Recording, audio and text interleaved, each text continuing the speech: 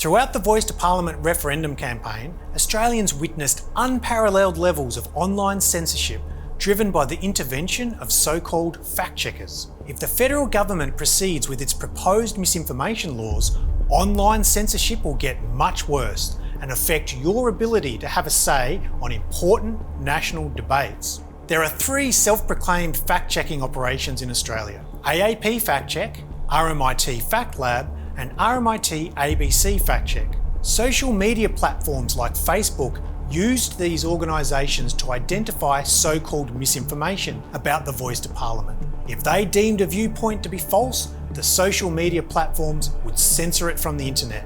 The fact checkers were meant to be neutral and unbiased. Yet IPA research shows of the 187 fact checks undertaken by these 3 organisations from the 2022 federal election up until referendum day on 14 October 2023, 170 of these assessments, or 91%, targeted claims of those who were opposed to the Voice. In the case of RMIT FactLab, they never looked at a single claim made by supporters of the Voice, not a single one.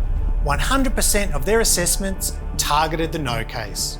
Of the fact checks targeting the no case, 99% were deemed to be false, but only 59% of the comparatively few claims targeting the yes case were deemed false. This biased targeting of only one side of the debate was in clear breach of their obligations of fairness and neutrality.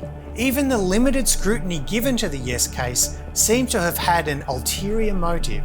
In August, Sky News Australia published an expose called the Fact Check Files, which highlighted the bias and other issues with the 3 Australian fact-checking operations. 6 of the 8 fact-checking articles published by AAP FactCheck targeting the yes case were published after this expose. An amazing coincidence. The biased behaviour of so-called fact-checkers shows they cannot be trusted as the arbiters of truth in a political debate. Yet the federal government's proposed new censorship laws will make it easier for them to shut down the opinions of mainstream Australians. Under the federal government's proposed misinformation legislation, social media companies will be forced to censor misinformation and disinformation to the satisfaction of the Australian Communications and Media Authority. There is little doubt the foreign big tech giants will outsource their censorship obligations to the very fact checkers who acted so disingenuously and in such a biased manner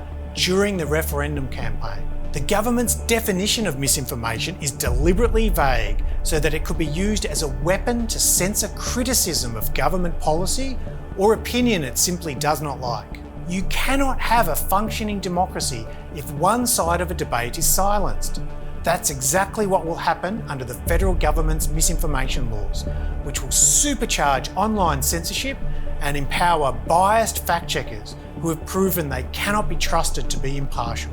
To read the report or find out more, visit ipa.org.au.